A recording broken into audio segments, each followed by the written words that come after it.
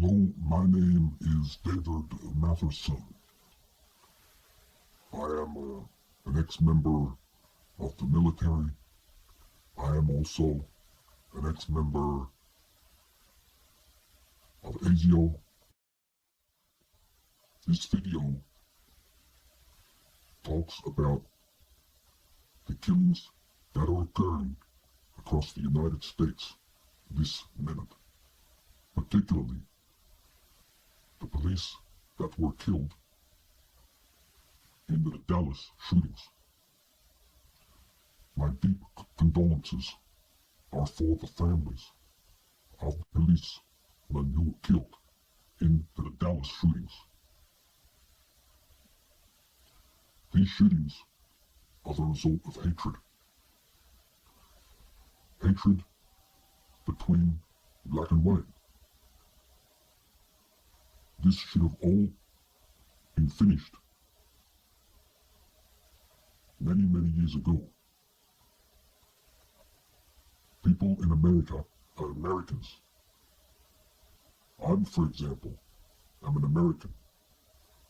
I was born in New York. I'm nothing to be proud of. My mother was a prostitute. I did not know my mother. I did not know my father. I was an orphan.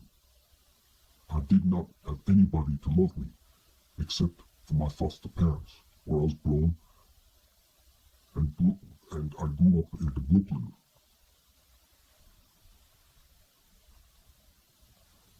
My concern with the shootings is that I believe it is going to become widespread across most cities in the United States of America. I'm sorry for the loss of life. I am appealing to the young people of the United States who are looking at this video to think about it. I understand that the police made a grave error in killing that black person, the black youth in the car. He is a human being. He did not deserve to die in such circumstances. The police did wrong.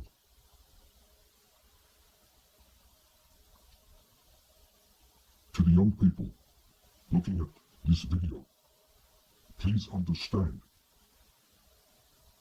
that sometimes people make errors. The policeman who shot this young youth made a grave, grave error. That is one person. I also understand that other black youths have also been killed across America by the police. I am sorry that this has occurred. My condolences also go to the families of the black youths in America who have been killed by the police. Police are not told to kill black youth. It is against the rules, and police can go to jail. We do find, however, that some police appear to get away with it. My answer to that is that justice may not always occur. In the long run, the police do a good job. Like all professions, you must realize this. There are good and there are bad. The police, and I am talking for the majority of police, are good. We do have bad seeds. That should not mean that the good police, who are innocent, have to lose their lives because of a few bad seeds.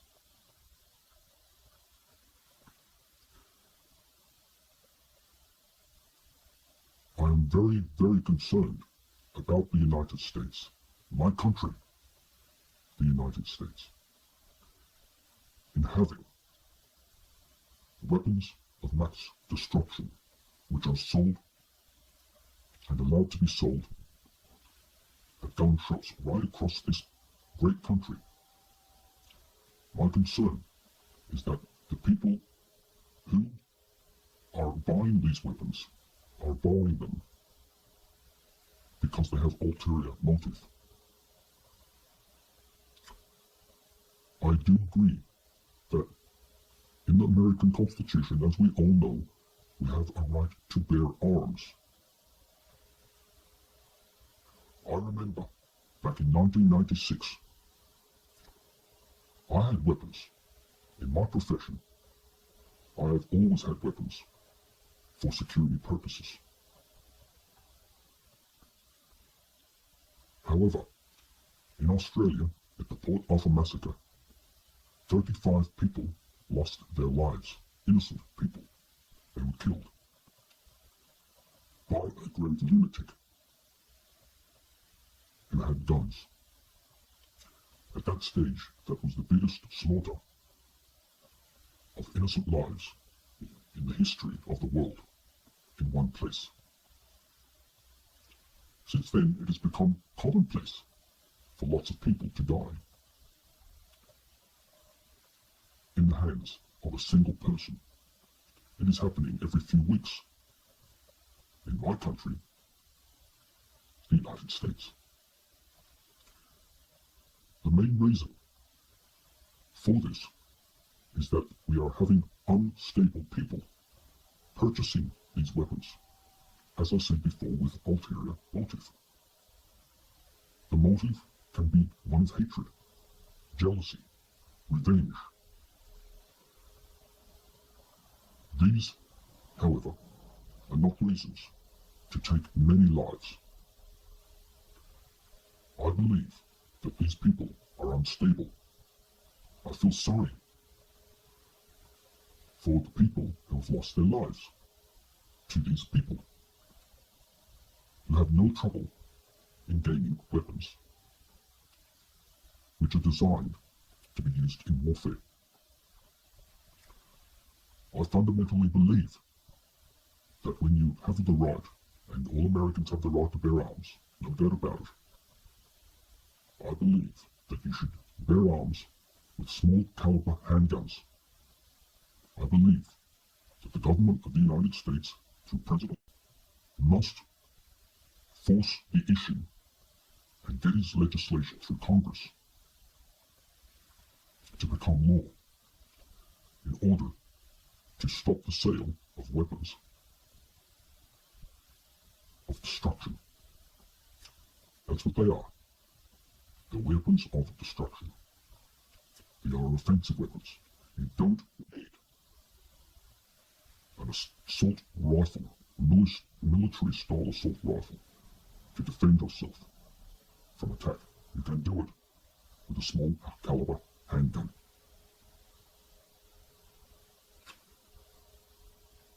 In 1996, after the Port Arthur massacre in Australia, the Prime Minister of Australia, Mr. John Howard, undertook to remove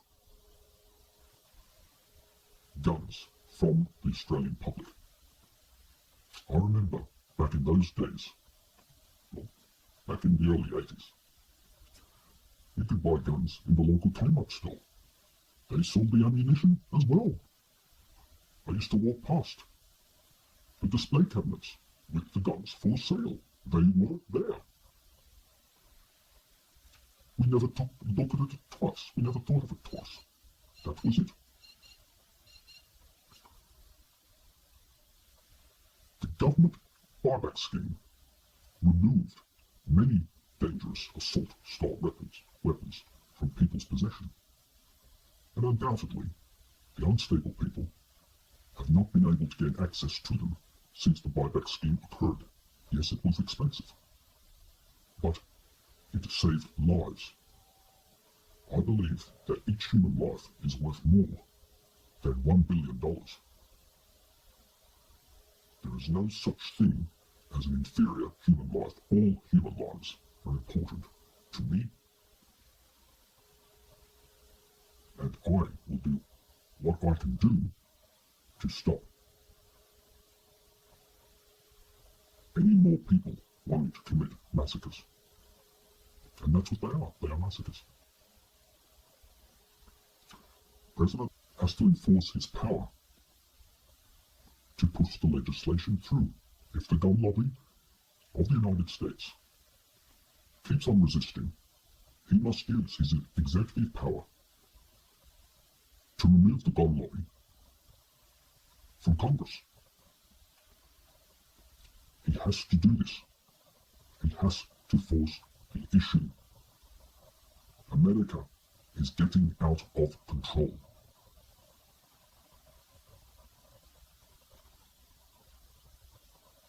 I can understand the gun lobby's feelings about the matter, but they will have to realize that things have to change.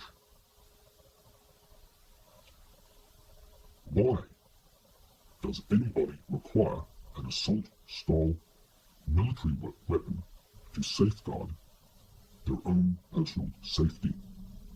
Anybody who puts an order in at the local gun shop, even if they have a license for such a gun, should be sat down in an office by government representatives and asked the question, why do you require an assault rifle with such caliber?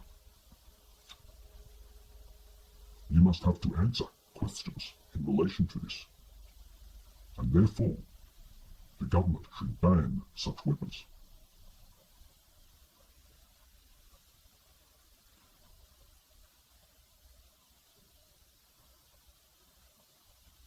In addition, I would like to say to people that even in the Bible, it said to kill, I remember I read the Bible, I'm not a Bible basher, but I did read it. It said to kill one person in the eyes of God is as bad as killing 1,000. And you can kill one person if you're in a gang in New York or Detroit or wherever you decide to live in. You can kill one person and you say, that's okay. I can get away with it. Yes, you may not be caught.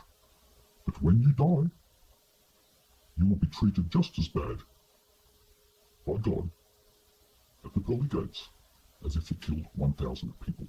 That's how important one life is to God.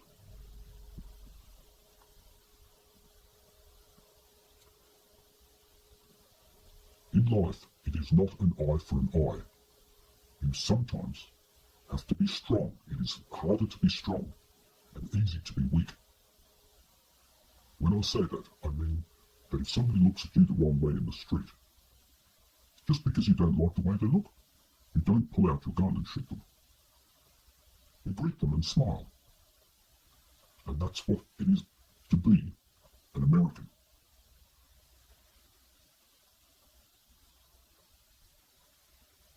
The youth of America must realize America was built by hard work. It was an industrial capital of the world. Once it was. It has now been replaced as an industrial capital by China, that now produces what we used to produce. We used to build our own TVs. We used to build our own kitchen appliances. We used to make our own clothes. We used to be very, very self-sufficient. But not so now. We have got trade agreements. Like Australia, we sell our raw materials across the world in place of our own jobs. Our jobs are not there. The jobs that are there are service jobs, sales jobs. But where most people should be employed is in a big factory complex where they are producing something, assembling things. I know it's laborious and people don't like to do it because it bores you to death. However, some people just can't work with computers. That's it. I understand that.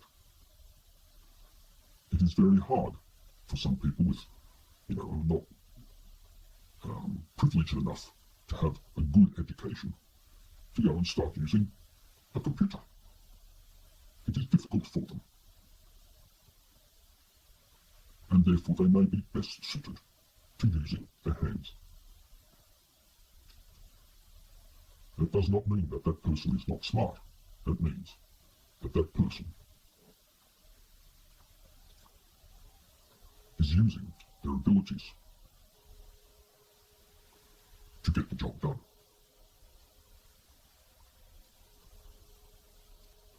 The purpose of government is to provide security. So far, the security is not being shown. If people are running amok and they're carrying weapons, assault-style weapons, the National Guard should be brought out. Our police across the United States should also be wearing military-style clothing, that is, bullet protection vests. Vests over their thighs to protect against bullets. Head protection with screens which are bulletproof, as well as helmets that are bulletproof. Our police are not being protected from being shot dead by some crazy lunatic with an assault-style weapon. The National Guard has to be brought out. America is getting out of control. President must flex his muscle and show that he is in power. He has executive power in such cases. And if it means interning members of Congress, we will have senators who are members of Congress from the gun lobby. That's it. They have to be interned. The gun lobby has to realise it is not running the United States of America. The right to bear arms does not mean you have a right to use weapons of destruction that can kill great numbers of people. You don't need those weapons.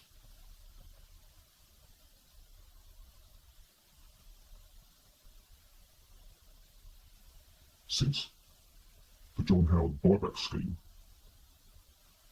with the guns, he had a moratorium, which meant that if you owned guns of such illegal nature, and he determined the guns that were legal and the guns which were illegal, you were able to hand them in and not get arrested.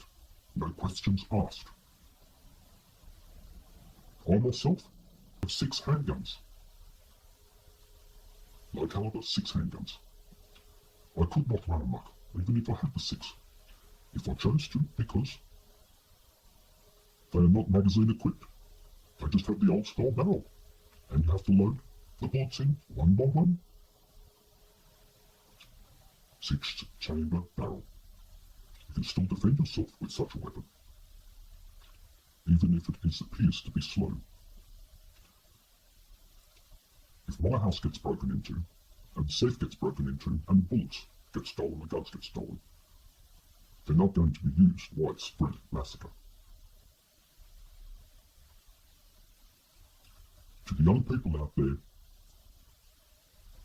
please, and I repeat please, do not run amok and decide to take pot shots at police.